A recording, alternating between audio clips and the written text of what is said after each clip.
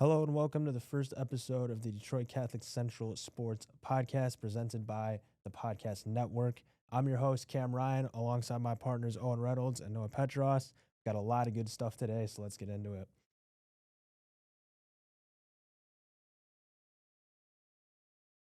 Kicking things off for us, the Shamrocks defeated Chippewa Valley in their home opener 41-7.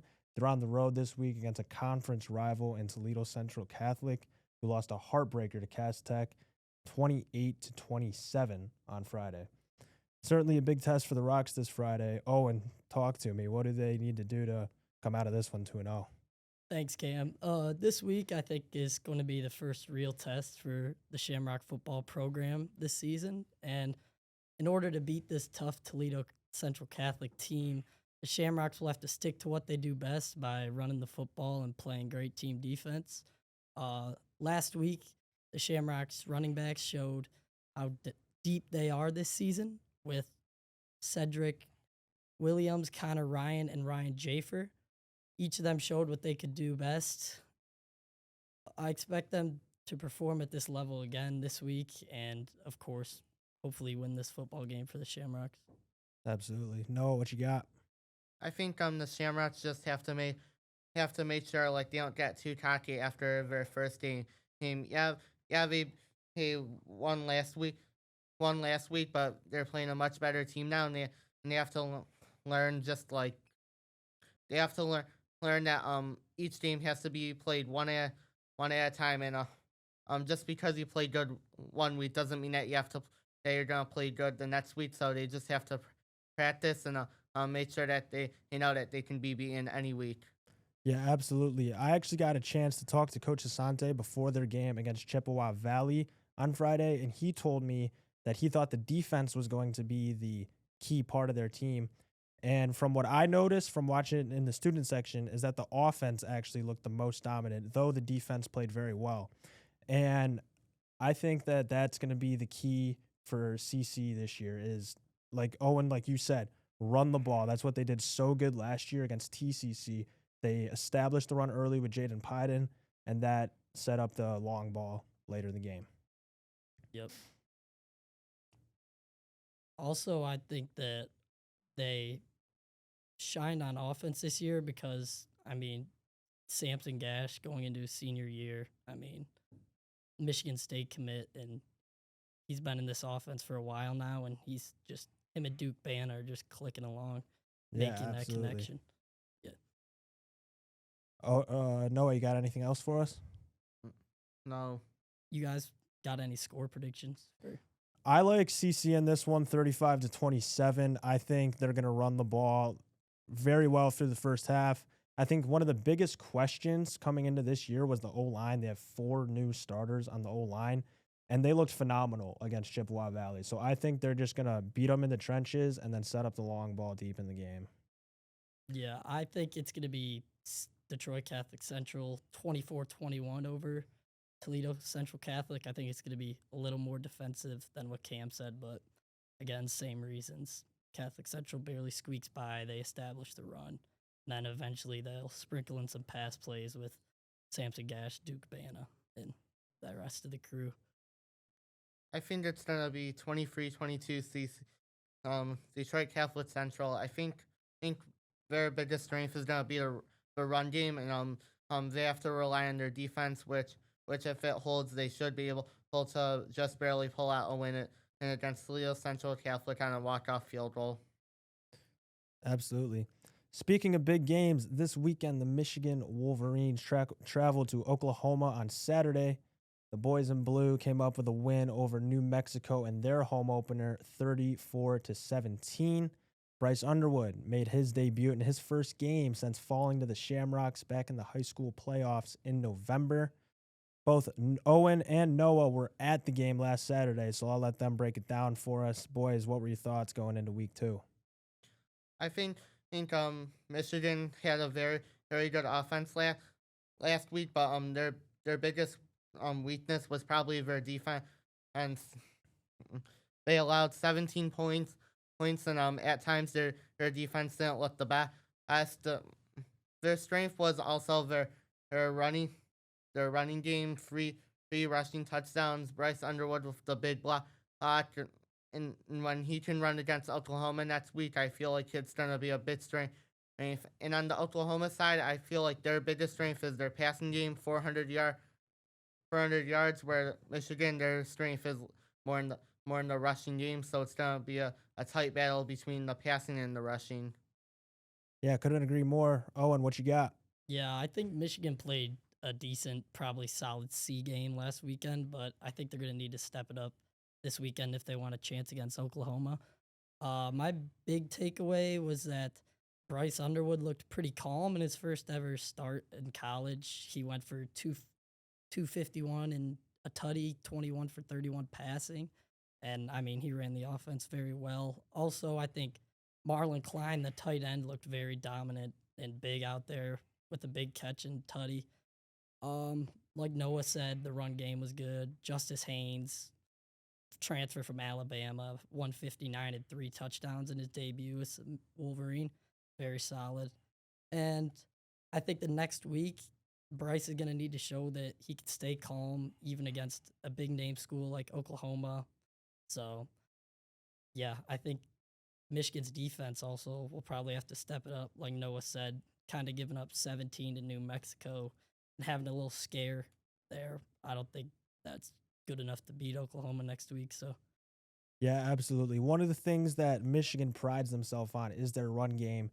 Like you mentioned, Owen, Justin Haynes was 159 yards and three touchdowns. Oklahoma's defense up the middle is very, very good. So, like you said, Owen, Bryce is going to need to get out of the pocket and make some magic happen. And the offensive line for Michigan needs to have a day. They need to be on point the entire game. Also, during the game against New Mexico, there was a targeting call, which will impact the Michigan defense. Their outside linebacker, Barham, will miss the first half after being upheld by the NCAA. I also think that Bryce needs to work on not just staring down that first read. I remember last year when I was doing my prep for when we called the CC versus Belleville game, I noticed a lot during watching his film that he just stared down that first read, and when it wasn't there, he kind of ran into some trouble a little bit. And again, against New Mexico, I saw him just staring down that first read, which, granted, it's New Mexico, you can get away with it, but I think he's going to have to do better with looking to his other options. yeah. And then I think that Michigan wins this game. Or, no, I think Oklahoma's going to win this one barely in a little bit of a close defensive battle again. I'm going to say 21-17. Bryce kind of starts it off slow, but I think they'll pick it up and make it a close one in the end. Absolutely. Noah, what you got?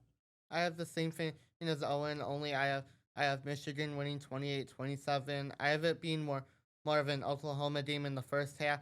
Half I have them being up by like two, maybe even three touchdowns, but then I have Michigan and picking it up in the second half, and they should be able to win the game. Yeah, absolutely. I'm going 21-17 Oklahoma here.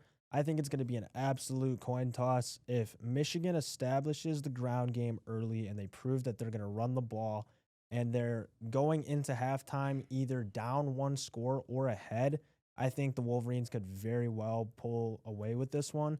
But freshman quarterback going into a hostile environment, I just don't see Oklahoma losing on that day. Yep, completely agree there. We'll stay on the topic of college football, but let's talk about the guys in East Lansing. The Spartans beat Western Michigan 23-6 in Sparty Stadium last Friday. Aiden Childs flashed some of what we all knew he could do, going 17 for 23, 155 yards, and a touchdown. Noah, the stage is yours. What are the expectations for the Spartans this year, and how can they get back on track after coming off a disappointing season?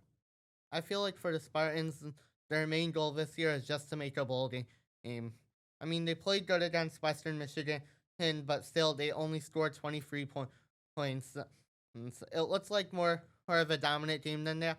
But their offense could show up more for when it matters most. If they make a bowl game this year, then they can and put expectations higher for years to come.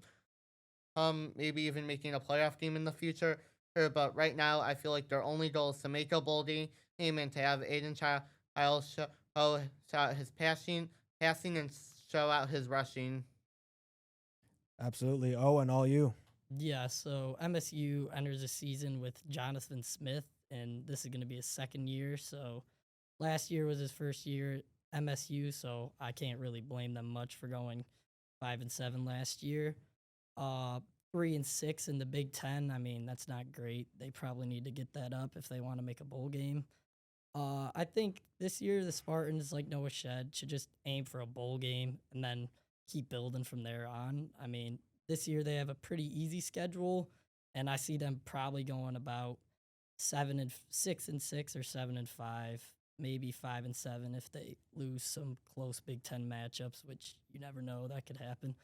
And then I feel like Childs is just barely good enough to get him to the bowl game, but I think they're still obviously a long ways away from contending in the Big Ten. And I view this year as another rebuild year for the guys in East Lansing. Yeah, absolutely. I thought that Childs looked just about as good as he's looked since he's been in a Spartan uniform. Also, the receiving core is much more talented this year than what we saw last year out of the Spartans. Amari Kelly, 7 receptions for 75 yards. And that will set up Nick Marsh later on this year. He did not have a whole lot of action on Friday against Western Michigan, but that he's absolutely their best receiver. And their running game. Mekhi Frazier, 14 carries, 103 yards, and a touchdown. I mean, that could also set up the read option for Aiden Childs. And it's interesting you guys brought up Jonathan Smith because I don't see their schedule as being necessarily easy. I think the Big Ten is the best conference in all of football right now. I think if you're Jonathan Smith and you go out there and you go 5-7 again, I think you're on the hot seat for sure. If not, you're not getting a third year. I mean, Michigan State is a prime program in the Big Ten, very historic program, and to go out there and have 2 disappointing years, especially when you're bringing in the quarterback and you have a talented receiving core, or at least good enough, I think you got to win a bowl game this year. Yeah, I think that's probably exactly right there.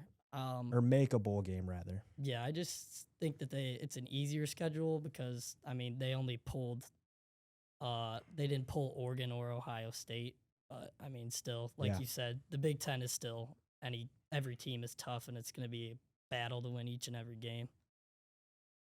Yeah, absolutely. Noah, you got anything else? I kind of agree with like Owen, and especially with now the newly expanded Big Ten and adding Oregon, Washington, USC, and UCLA. It's harder to make like a Big Ten championship. So and now they don't play as many teams as like they normally would. Like before, they used to play Penn State every year, Ohio State every year. Here, they still play Michigan every year, but they just used to play like Ohio State and Penn State every year. Here and now they caught a break that they're not playing either of them. And they can surely take advantage of that this year. Absolutely. I think that they're going to win their next 2 games against Boston College and Youngstown. I think they'll start the season off hot at 3-0. Then you're on the road against USC and Nebraska. Then you've got UCLA at home before going into Indiana. I think there's a very good chance they drop all 4 of those games and go to 3-4 heading into Sparty Stadium against the Wolverines. I don't see Michigan State competing with Michigan this year. I think it could be a very similar game to what we saw in 2023. And then after that, you're on the road against Minnesota. I think Minnesota and Michigan State are just about in the same boat here. I think that one's going to be a toss-up. Wouldn't be surprised if the Spartans got that one. Then you've got Penn State at home, and then you're at Iowa, and then you've got Maryland at home. I think you're dropping the game to Penn State. I think you're dropping the game to Iowa, and I think the Maryland game is a toss-up. So I think their schedule is, like you guys said, they don't play Ohio State, they don't play Oregon, but they do have some tough road games, and their games at home are not exactly the easiest either, with Penn State, Michigan, and UCLA on that list. Yeah, I mean, you catch Iowa on the road with that defense and everything. Yeah. I only predict them going like 3-6 in the conference probably after 6-0 start, or I mean 3-0 start, ending the year 6-6. Maybe even they go 2-7 in the Big Ten. I mean, that's not very unrealistic to me, honestly. I mean, on just like how this Michigan game is important this week, I think the MSU game's just as important this week because we'll see how they do against like an ACC team in Boston College who they lost to the last year. Yeah, that's right. They did lose, and that was quite the game too. And you could almost say that one got away from the Spartans there. I think Aiden Childs needed to win that game on the road against Boston College. I think they had it, and they just let it slip away. And those are just the mistakes that the Spartans cannot afford to make this year, especially Jonathan Smith cannot afford those mistakes this year. Yeah, and then if they won that game, that's a bowl game appearance right there. Exactly. Hmm. Thank you for tuning in to the Detroit Catholic Central Sports Podcast. It's been an honor to sit in front of this microphone today. We'll catch you guys next week breaking down all sports coverage right here on the Shamrock Podcast Network.